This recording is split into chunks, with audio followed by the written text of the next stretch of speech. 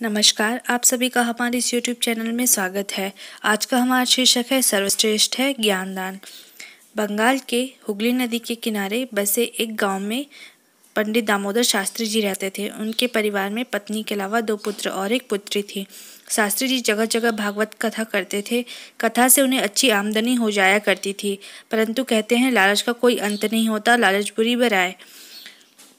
जैसे जैसे शास्त्री जी की आमदनी बढ़ती गई वैसे वैसे उनका लालच भी बढ़ता गया।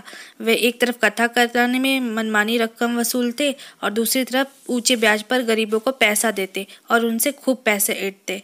इस प्रकार से उन्होंने गांव एवं शहर में काफ़ी अचल संपत्ति बना ली है। कहते हैं बुरे कर्म का नतीजा अक्सर बुरा ही होता है। सो पंडित जी के साथ भी ऐसा ही हुआ। उनके दोनों पुत्र जुआरी और शराबी बन गए। दोनों ने पढ़ाई भी छोड़ दी। घर में पैसे तो आते पर परिवार में संस्कार और सुसंस्कारिता नहीं होती। घर में रह रहकर क्लेश होने लगे थे। पंडित जी कथा वाचने का काम करते, पर अब धीरे धीरे उन्हें ही अपनी गलती का एहसास होने लगा। कि उन्होंने गलत तरीके से पैसे कमाए हैं, गरीबों को सताया, भागवत कथा के लिए मनमानी रकम वसूली तथा उन्हीं कृत्यों के कारण में आज उनका परिवार का बुरा हाल है।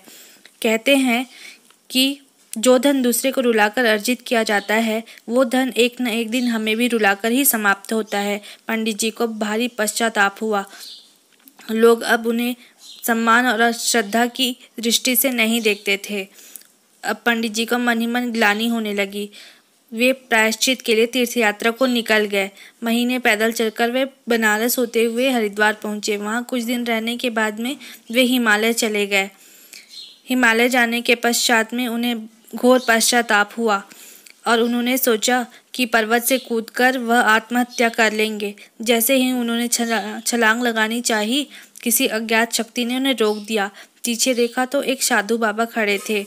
उन्होंने कहा, महात्मन, मैं जीना नहीं चाहता, मैं मरना चाहता हूँ, ना ही मैं घर जाना चाहता हूँ। आप मुझे अपनी शरण में ले लीजिए। तब महात्मा ने कहा, पुत्र, भावावेश में कोई भी कदम नहीं उठाना चाहिए। आत्महत्या करना तो पाप है। यह मानव तन परमात्मा को पाने के लिए मिला है। अब तक जो तुम जीवन जी रहे थे वह पशुवत जीवन था। तब महात्मा ने कहा कि तुम अभी घर वापस लौटो, तुम्हारे ऊपर पूरे परिवार की जिम्मेदारी है। उन्होंने अपने तपोबल के माध्यम से उन्हें अपने परिवार के दर्शन कराए।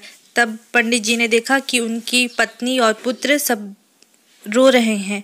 वे पूरा परिवार उन्हें ढूंढ रहा है।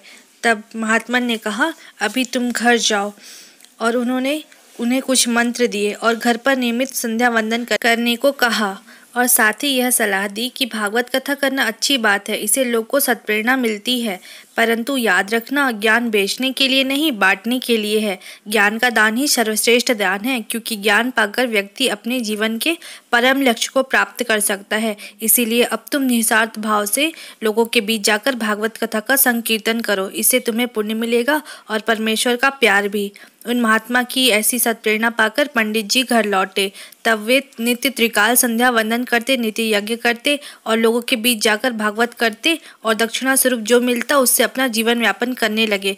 घर का वातावरण भी संस्कारवान पूर्वक और शांत होने लगा। दूर दूर तक पंडित उनके सदाचार की चर्चा होने लगी थी। अब पंडित जी सचमुच भागवत कथा का मर्म समझ चुके थे और उनकी प्रेरणाओं को, आदर्शों को वे दूसरे को भी बताते और स्वयं के जीवन में भी जीने लगे।